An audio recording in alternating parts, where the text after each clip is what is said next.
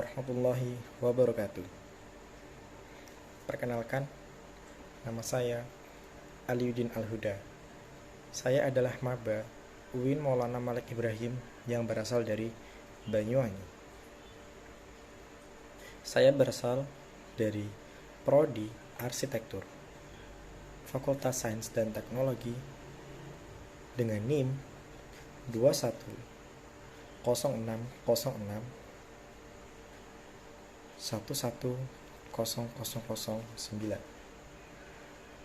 Pada kesempatan kali ini, izinkan saya untuk memaparkan atau sedikit menjelaskan mengenai protokol kesehatan 5M dan pentingnya vaksinasi. Sebelum itu, aku ingin mengajak kalian untuk berkenalan dengan virus penyebab pandemi di dunia sekarang ini. Virus atau coronavirus disease. Apa itu virus? Virus corona adalah makhluk peralihan yang bisa off bila diperlakukan dengan cara tertentu. Dan virus juga disebut benda mati karena virus tidak memiliki struktural sel, atau virus ini disebut aseluler, bukanlah sel. Mengingat teori sel, semua makhluk hidup tersusun atas sel. Sel merupakan unit terkecil kehidupan. Kita dapat membedakan ya, mana yang dinamakan makhluk hidup, mana yang bukan makhluk hidup. Dinamai corona karena corona sendiri adalah matahari. Banyak bentuk dari virus, yakni bentuk oval, bentuk filamen, dan lain-lain. Virus dapat berkembang biak dengan cara mereplikasi dirinya melalui inang yang dia inginkan. Ciri-ciri lain dari virus adalah virus tersebut tersusun dari materi genetik. Nah, lantas bagaimana virus dapat masuk dan menyerang tubuh kita?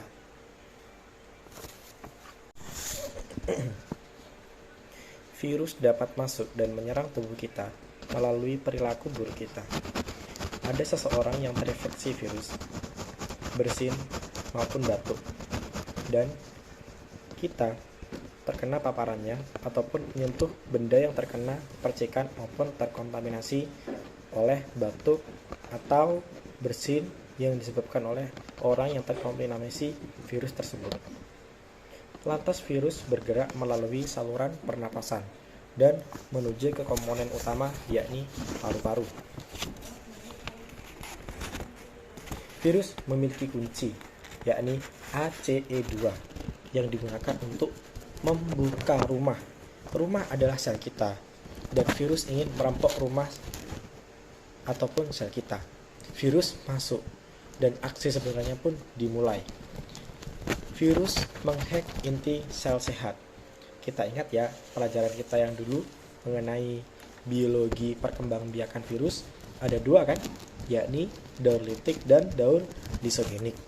Daur litik terjadi karena virus lebih kuat daripada imunitas tubuh. Terjadi parakitan, terjadi lisis, dan terjadi replikasi.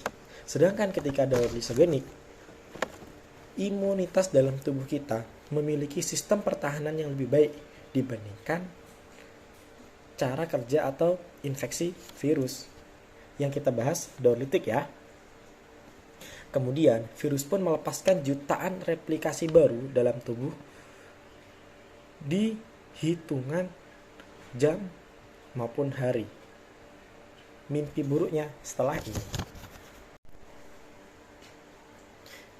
imunitas tubuh pun datang dan berniat untuk melawan si virus. Namun, virus memiliki akal-akalan lain. Virus memanipulasi imunitas yang datang untuk melawannya dan membuat imunitas dalam tubuh kita membabi buta.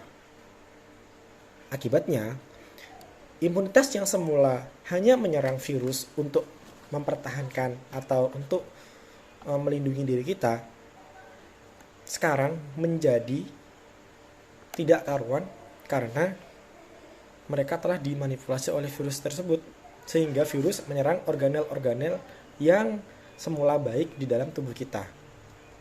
Kasus kedua, imunitas tidak berhasil dimanipulasi oleh virus.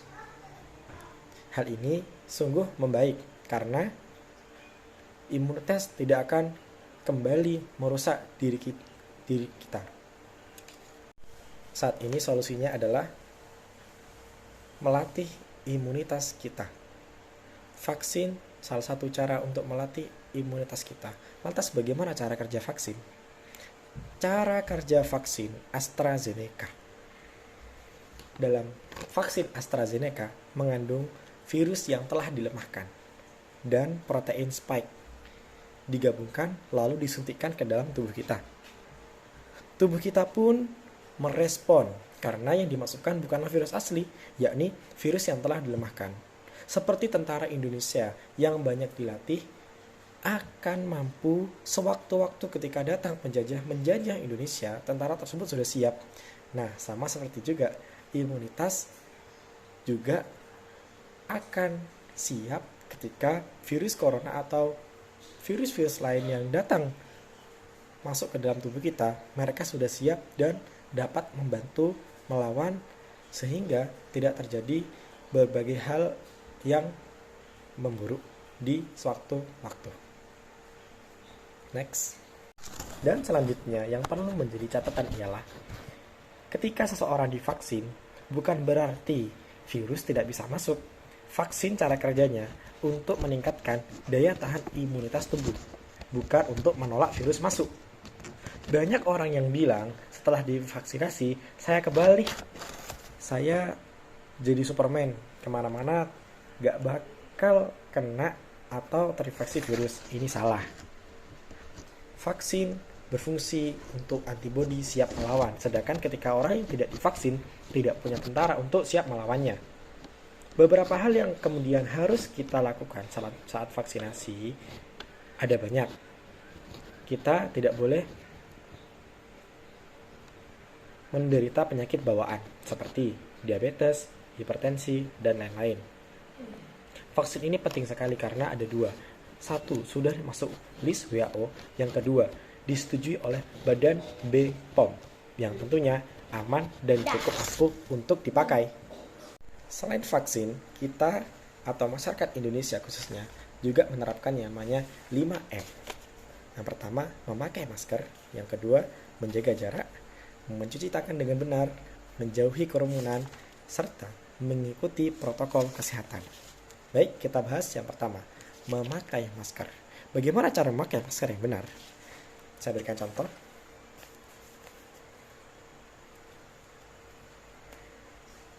Beginilah cara memakai masker yang benar. Bukan seperti ini ya.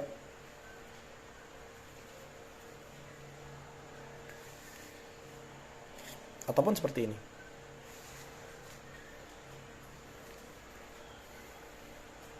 Yang kedua, menjaga jarak. Oke, tentunya kita paham ya, kita harus menjaga jarak minimal 1,5 meter dari samping atau sekitar kita. Yang ketiga, mencuci tangan memakai sabun. Mari kita praktekkan cara mencuci tangan dengan sabun yang benar. Pertama, kita lakukan seperti ini. Yang kedua, punggung kita. Yang ketiga, sela-sela jari kita. Jari kita.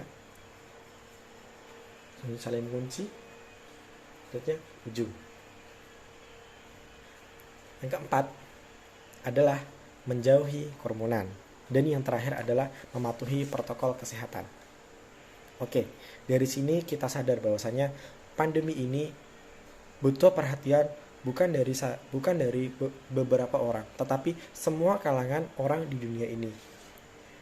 WHO sendiri telah menyampaikan bahwasanya kita sudah dikasih 4 komponen agar kita selamat dari pandemi.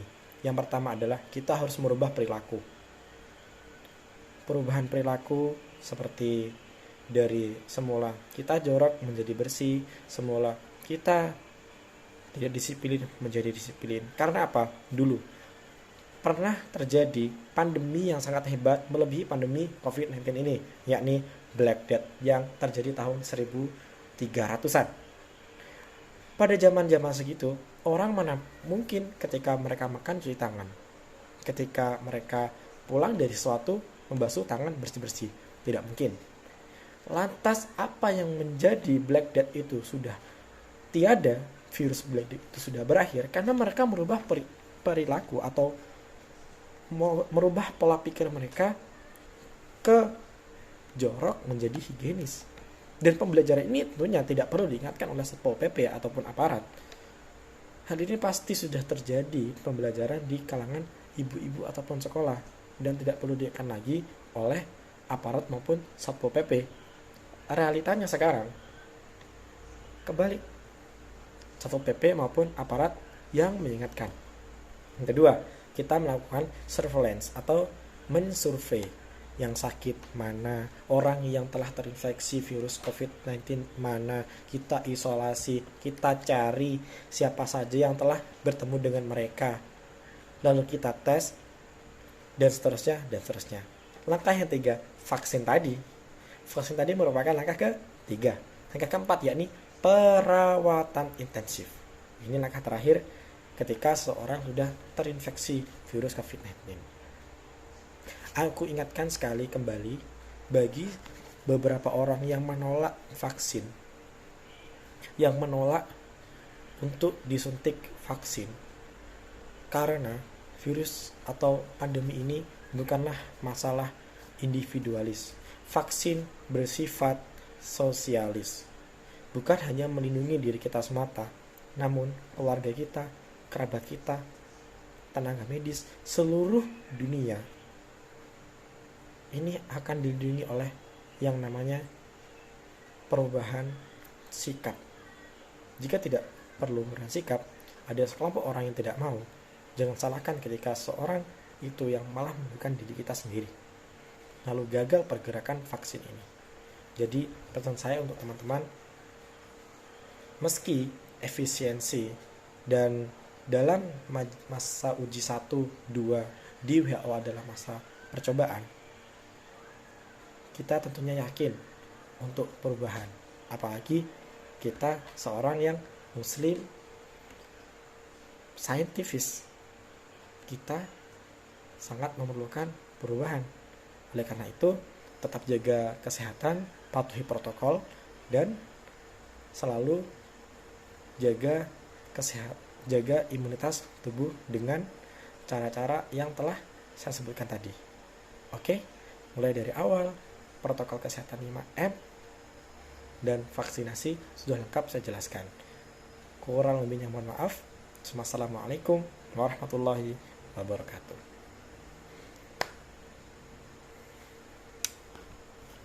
Mengenai efisiensi atau kemampuan vaksin dalam mencegah penularan COVID-19 ini sendiri sangat berbeda-beda, karena variabel yang dilakukan di sini sangatlah berbeda, mulai dari anak usia muda, dewasa, sampai lansia.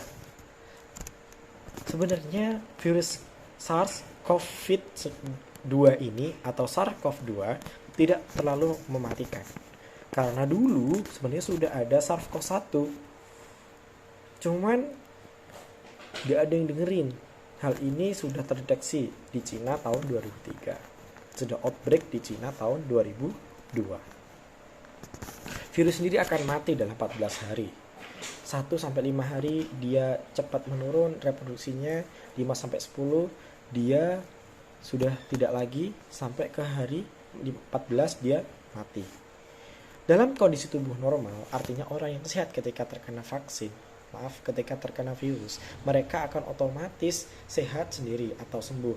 Dari 100% orang, 80% akan selamat selagi mereka menerapkan atau menjaga imunitas tubuh mereka. Lain hal ketika orang-orang tersebut sudah tidak lagi memperhatikan kualitas kehidupan diri mereka.